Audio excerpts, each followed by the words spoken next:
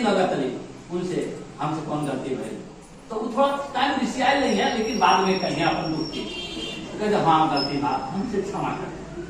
तो देखिए क्षमा एक ऐसी चीज है कि क्षमा अगर आदमी करता है तो मांगना चाहिए क्षमा।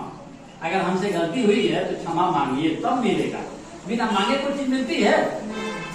आप स्कूल से छूटे आ रहे हैं, रास्ते में पैदल ही हैं, आपके गांव का कोई जा रहा है गाड़ी से, आप उससे न कहे बैठाएंगे तो बैठाएगा? स्कूल में आप हैं, आज आपको इच्छा कर रही है कि कोई बात पूछे मास्टर साहब से, आप पूछे ही ना तो मास्टर साहब कैसे जानेंगे कि बच्चा कुछ पूछना चाह रहा है? तो सोचे पूछूं कि न पूछूं, पूछूं कि नहीं पूछूं, पूछूं कि न पूछूं। अब 40 मिनट घंटी बीत गई, आप पूछवे नहीं किए तो मास्टर क्या बताएंगे? बताएंगे? तो आपको क्या करना है? पूछना है, क्षमा मांगना है। जैसे परिवार के बारे में कोई भी चीज है तो खुल के 1 घंटा 10 मिनट बैठ के बात करें, अपने प्लान के बारे में, आगे बच्चों को पढ़ाने के बारे में, परिवार के विकास के बारे में, कोई भी चीज है। तो जो जरूरी खर्चे हैं, जो जरूरी खर्चा है उसको रोके रहिए, और जो गैर जरूरी खर्चा है उसको हटा।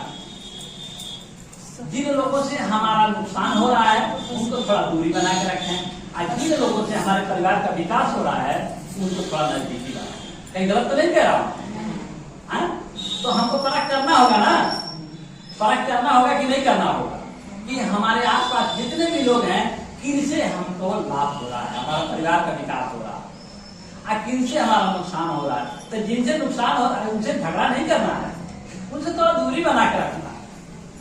दूरी का मतलब नफरत नहीं करना उनसे, बस उनसे थोड़ा सा भाई कमजोर हो रहा है ना। आप बताइए, आपका बच्चा टॉफी नहीं पाएगा दुकान पे कभी, और टॉफी बिना रोएगा तो आपको दिल में दर्द नहीं होगा? होगा कि नहीं? होगा ना। एक आदमी है, 2 लोग आप मित्र हैं, तो एक आदमी का बच्चा मजबूत हो रहा है और एक आदमी का बच्चा कमजोर हो रहा है। तो जिसका बच्चा कमजोर हो रहा है वो आगे चल के उसका भविष्य कैसा होगा? खराब हो जाएगा। खराब होगा कि नहीं होगा? तो अब समय आ गया है, हम सिखाने के लिए तैयार हैं आप लोगों को, जिनको भी स्वेच्छा से लग रहा है कि हमको यहाँ से हमारे दुख, हमारे दरिद्रता कमजोर खत्म होगी, हमारा परिवार का विकास होगा और सुरक्षित और खुशहाल रहेंगे, तो हम हर एक चीजें बताने के लिए तैयार हैं। हर एक चीज, जो चीज पूछेंगे वो चीज बताने के लिए तैयार है। आप कोई भी घर में समस्या हो, परिवार में कोई भी समस्या हो, उससे आपका पैसा बर्बाद मत करें, क्योंकि आप 10 रुपया यहाँ दे रहे हैं, आप 10 रुपया यहाँ सहयोग दे रहे हैं, आपके पैसे का हम पा करके, मतलब आप जो सहयोग किए हैं उसके लिए हम धन्यवाद दे रहे हैं, आभार प्रकट कर रहे हैं। जिससे मान लीजिए चाहे हमारा नमक ही चलता हो, ये चाट ही खरीद लीजिए। अब हमको कुर्सी नहीं लानी है, 10 को कुर्सी खरीद लिए हैं, आप ही लोग के पैसे तक कुर्सी आ गया है, तो हमको भाड़ा नहीं देना है। आप लोग पैसे से रजिस्टर मेंटेन हो गया है, आने जाने का, फार्म का, तो अब हमको कहीं दूसरे जगह पता नहीं होना है। तो आप लोगों के सहयोग से ये थोड़ा सा काम विकास कर रहा है। तो हम कहेंगे कि आप अपना पैसा फालतू कहीं न खर्च करिएगा, और जो भी समस्या है परिवार की वो हमसे पूछिए, जानकारी लीजिएगा, अपने परिवार को आगे बढ़ाने जानकारी ले लीजिए। क्यों? देखिए एक ड्रामा नाच, उसमें एक हारमोनियम वाला, एक ढोलक वाला, एक बांसुरी वाला है, एक तबला वाला है, सब अपने अपने मर्जी से बजाएं तो दर्शक कई मिनट बैठेंगे, उठ के चले जाएंगे। और जब सब एक राग में बजाएंगे तो कैसा लगेगा? अच्छा संगीत लगेगा, नहीं लगेगा? तो जब पति पत्नी बच्चे सास ससुर जब एक राग में रहेंगे तो घर कैसा चलेगा? अच्छा चलेगा ना? नहीं चलेगा अच्छा? तो एक राग में कैसे रहेंगे? नहीं, सुनिए, यही तो बात है। एक राग में रहने के लिए सबकी आवाजें अलग अलग है। जैसे ढोलक जो बोलता है वो हारमोनियम थोड़ा वैसा बोलता है, और जैसा हारमोनियम बोलता है वैसे तबला थोड़ा बोलता है। कोई कड़क बोलता है, कोई मीठा बोलता है, कोई तीखा बोलता है। तब आप क्या करें? तो एक सुर बनाने के लिए एक चीज करनी होती है।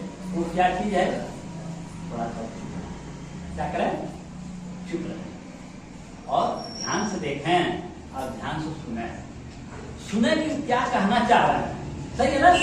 अभी वो कहे नहीं तब तक हम टूट गए, तब आके टूट गए।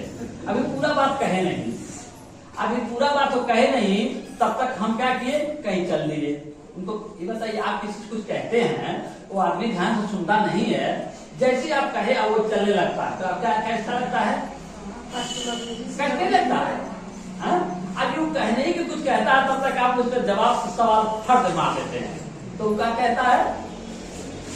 अब वो कुछ कह रहा है, अब उन्हीं कुछ कह रहा है घर के आदमी, आप ध्यान दे रहे इधर इधर, तो वो सामने वाले को क्या लगेगा?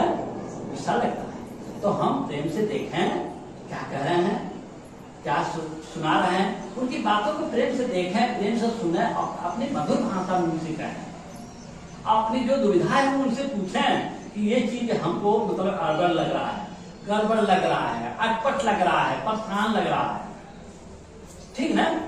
तो हम अगल बगल क्या है, अगल बगल कोई दह रहा है, कोई बह रहा है, कोई डूब रहा है, कोई कुछ कहीं रह रहा है, उससे हमसे क्या लेना देना? अगर कोई कहीं रह रहा है तो लोग अपने घर का काम छोड़ के वो कहाँ रह रहा है, कहाँ जा रहा है, क्या कर, उसके बारे में काहे चर्चा करते हैं?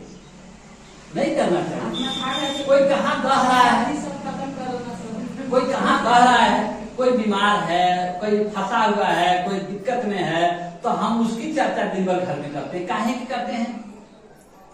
काहे करते हैं? देखिए, कोई रह रहा है, बह रहा है, डूब रहा है, मर रहा है, कट रहा है, कुछ भी कर रहा है, जब वो आपको पूछे तब आप उसमें इन्वॉल्व होइए। क्यों गलत कह रहे हैं?